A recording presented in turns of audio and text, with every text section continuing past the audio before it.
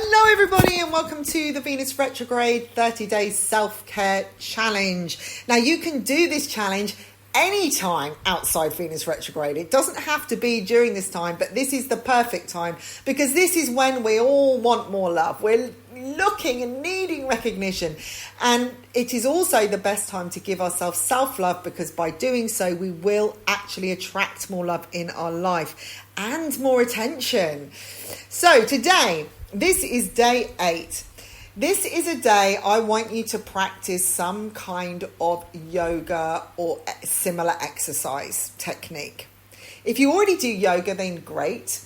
Maybe up your game, add a little bit more, more minutes to your day. If you only go once, if you go to a yoga class, maybe do some for yourself, take some of the practices and actually spend time doing that. If you are, again, very accustomed to yoga, look up some new practices that you've never done before. Make this a day where you think, okay, let's look for a new exercise or to push yourself in a direction that you haven't maybe practiced enough. Look at the weak sides of your practice, or go to something completely different like Tai Chi, Qigong, or there's lots and lots of different things you can look at. Some kind of form of martial arts, meditation or martial arts. This is a great time to just be mindful, to be in the moment, but also to stretch yourself physically and to find a physical exercise which isn't as demanding maybe as in your mind as running. In fact, they are more demanding because these seem very simple, but they are actually more energetic and more stressful when it comes to your breathing. Breathing is the most important thing in our lives, because without breath, we're unable to actually function. So consider this as helping you learn to breathe, a way of breathing into yourself, breathing into the moment and breathing into the flow of the present. This is a great practice to get you into the present. And remember, whatever you create in the present is what you are potentially manifesting in the future. It doesn't matter if somebody is guiding you to do A, B, or C, or telling you to do something. If you're doing it without the present breath, without being in the moment, without understanding yourself, without doing it with true intentions and true heart, it isn't going to come out the same way, okay? What people say isn't always what they do, remember. And by just taking this practice, you will start to experience different changes in your body. You'll start experiencing how you react to things. You'll also see when you get bored, how your mind starts trailing off, what things are, maybe what you avoid. If you're somebody that says, I really must exercise all the time, I really must do this, and you go, I'll start next week. Why are you avoiding it?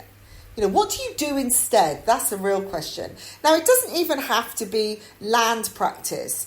My love is in the water. So maybe an aquafit session, which is really fun. And, if you are concerned about being too strenuous or it's all hard work, going to an aquafit class will really, really take your mind off things, because it's a lot of fun. Plus, nobody can see you under the water.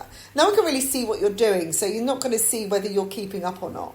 And as long as you're moving and you're enjoying and you're just moving with the water, you will get something out of it. And water is a wonderful way to get into the energy, because all energy is flow and water flows, Imagine abundance is like a tap. It's just constantly, you turn it on and off, but it needs to flow for it to actually go somewhere, Think of all the streams, the rivers and the lakes and how they expand into the sea. So the more that we flow, the more we expand. And this is a great way to connect with your emotions. But what I want you to do, and this is the one thing with yoga, which is quite common, is that people use yoga to contemplate, okay, and to connect with their thoughts.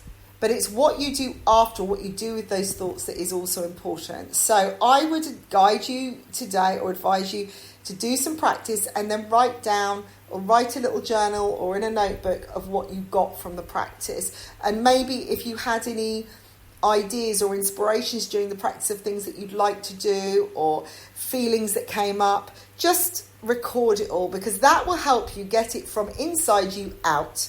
That will help you release any negativity and not just leave it there swimming around, okay?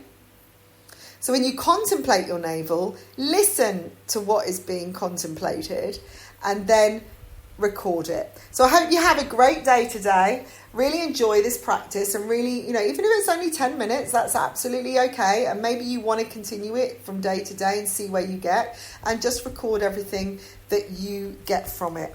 And if you'd like to get in touch with me and learn more about the practices that I do, or do one-to-one sessions, or even having a one-to-one reading, then do leave a comment or message me with the information that is in the description bar of this video. And remember to follow me on Facebook at Win Possible or Sarah Perry Queen of Arts.